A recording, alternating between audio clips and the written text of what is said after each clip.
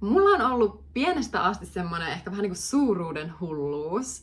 Eli mä oon nähnyt, siis mulla on semmoinen niin vahva tietämys jotenkin syvällä sisimmässäni siitä, että mut on tarkoitettu elämään semmoista niin kuin isoa elämää. Ja mitä tää nyt niin kuin oikeasti sitten tarkoittaa, tai mitä tää on mulle tarkoittanut, on se, että mä oon syntynyt ja kasvanut semmoisessa pienessä kylässä, missä on 20 000 ihmistä Pohjois-Savossa, mä synnyin siellä, asuin siellä 19-vuotiaaksi asti, ja mulla oli aina semmoinen fiilis, että mä en kuulu tänne. Tää ei ole niinku, jälkikäteen mä oon nähnyt, että miksi mun on pitänyt elää ja kasvaa siellä, mitä se on mulle antanut, mutta aina oli semmoinen fiilis, että mun pitää päästä pois täältä. Että mä oikeasti kuolen, jos mun pitää niinku, jäädä tänne ja niinku, elää tätä elämää, mitä täällä suurin osa ihmisistä elää.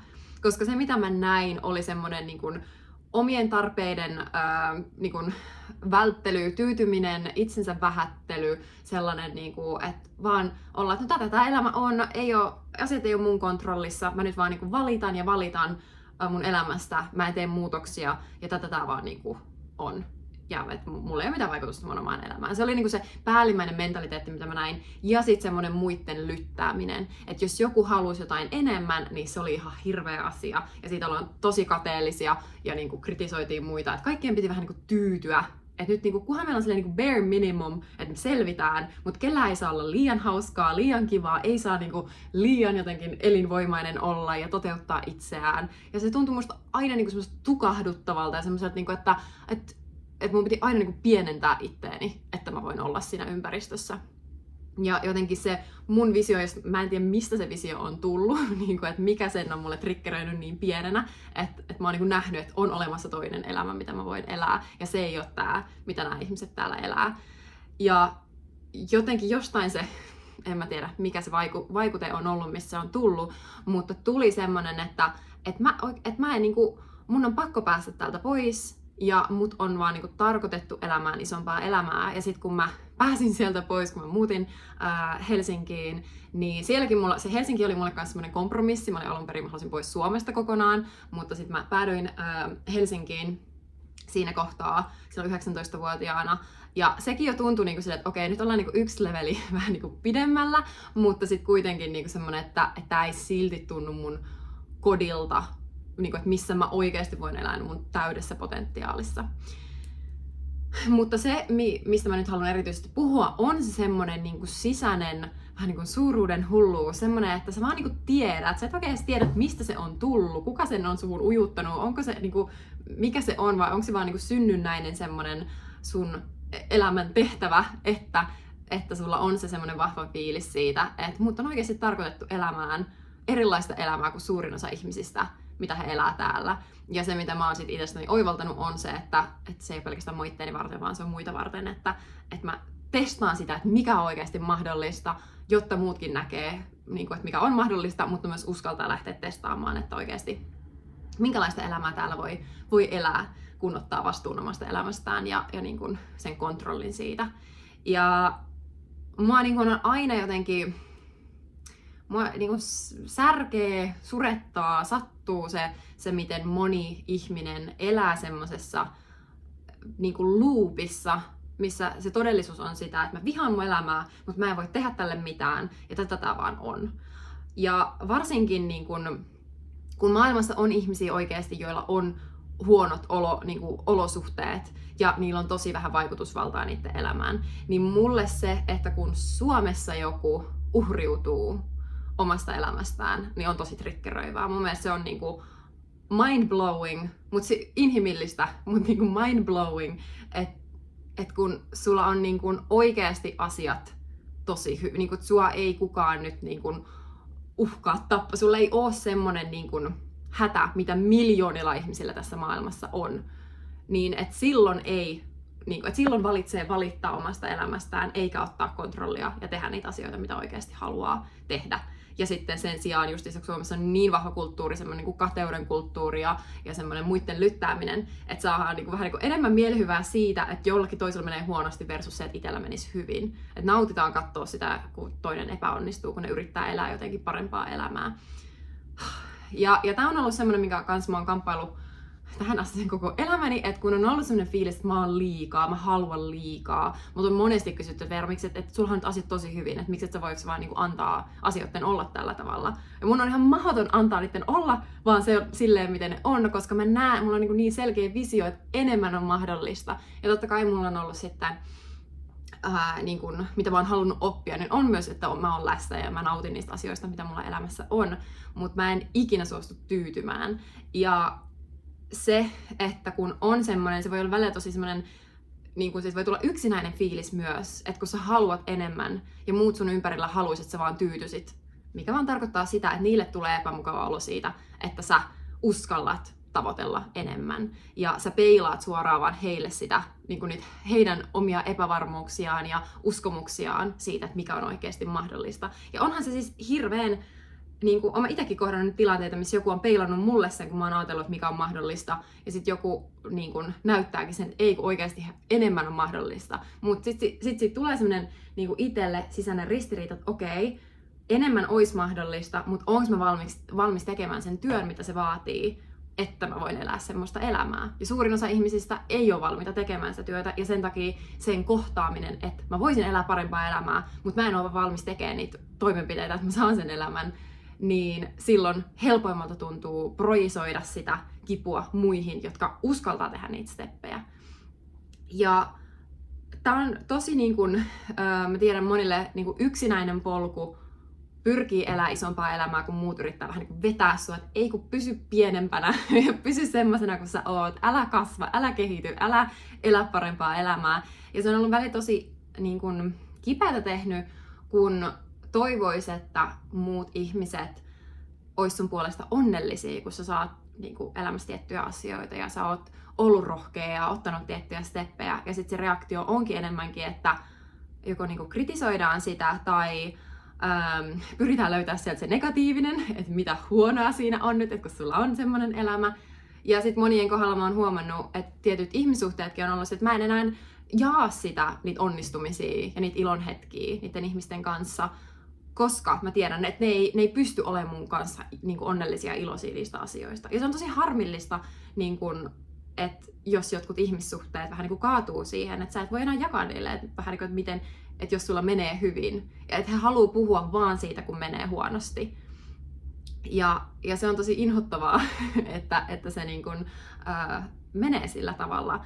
Ja välillä mun on pitänyt joistain ihmissuhteista päästä irti justissa sen takia, kun mä oon vaan ollut sillä, että kyllä mä puhun, kun mulla menee huonosti ja mulla on hankalaa, mutta se ei ole se pääfokus, vaan mä haluan myös pystyä jakamaan mun onnistumisia ja niin kuin ilon lähteitä ja kaikkea sitä.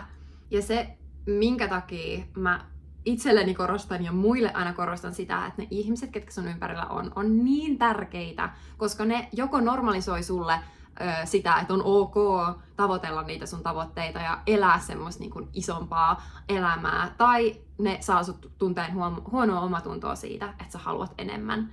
Joten niin kuin oikeasti mäkin niin kuin joudun säännöllisesti pysähtyä ja miettimään, että okei, ketkä ihmiset mun elämässä oikeasti niin kun tukee sitä mun visioa, haluu, että mä onnistun ja että mä voin elää sitä mun unelmien elämää. Ja ketkä taas vetää mua alaspäin, eikä pysty olemaan mun puolesta onnellisia.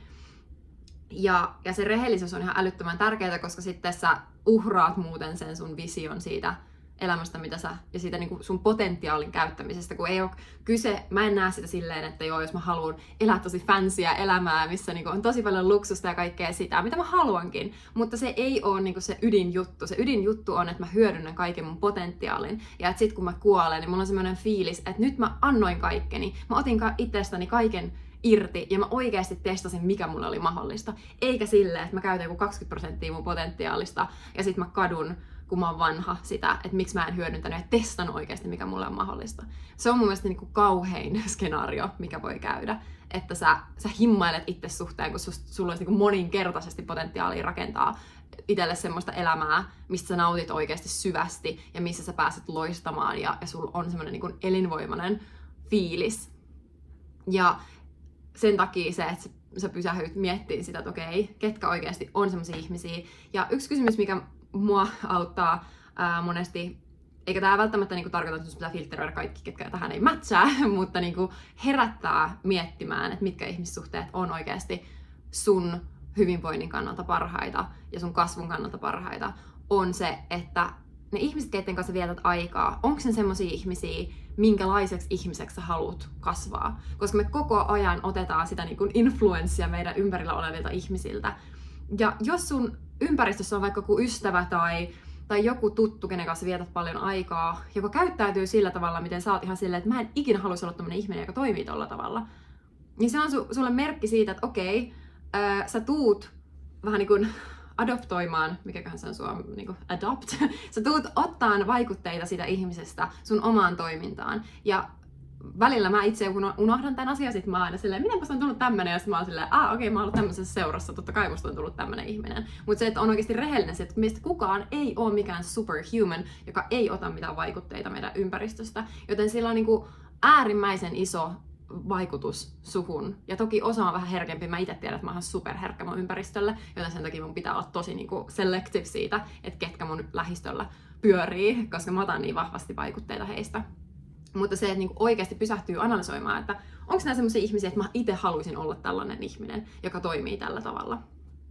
Ja se ei tarkoita, että sun friendien tai niinku kumppanin tai mitä ikinä pitäisi olla täydellinen, mutta semmoiset heidän niinku core tavat toimia, niin onko ne linjassa sen kanssa, mitä sä haluat. Ja on super tärkeä pysähtyä miettimään sitä. Ja myös muistaa se, että oikeassa seurassa sä et tuu ikinä olemaan liikaa.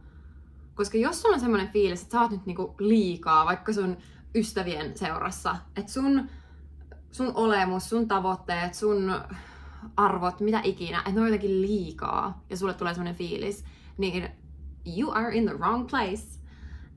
Eli aina löytyy ihmisiä, kenen seurassa sun suuruus ei ole liikaa. Ja se on ollut mulla semmoinen, että mä haluan ympäröidä itteni ihmisillä, jotka pystyy handlaan sen, että how fucking big I wanna be.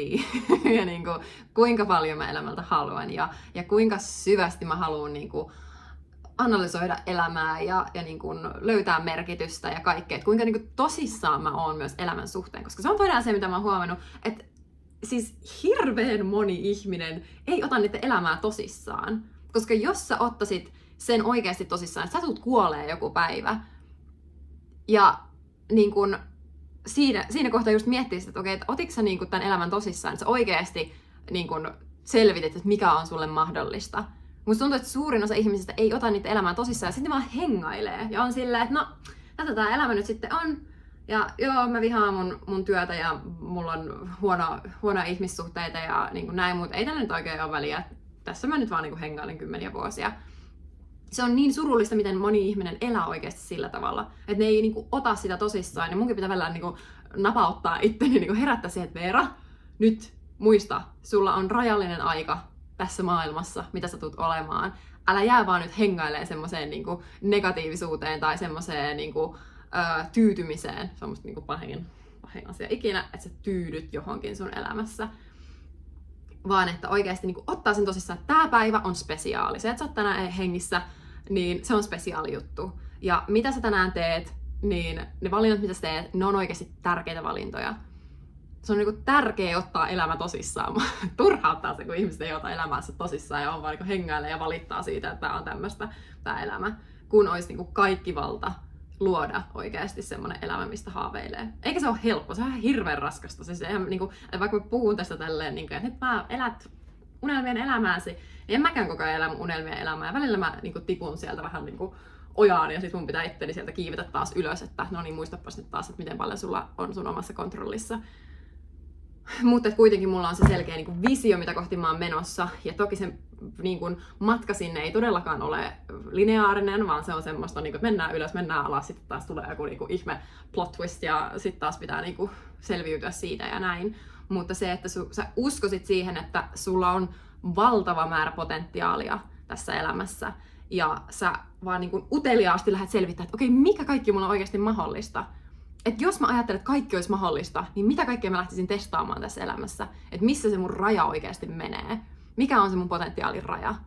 Ja voi olla, että jossain kohtaa jossain asiassa tulee se raja vastaan, mutta mä oon sitä mieltä, että suurin osa ihmisistä, oikeasti 99%, ei ole testannut niiden aitoja rajojaan, että mikä oikeasti on mahdollista, jos kerää rohkeuden kokeilla, että mikä on oikeasti mahdollista.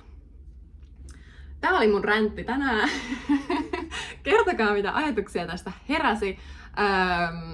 Olisi ihana kuulla, mitä kaikkea tää herätti.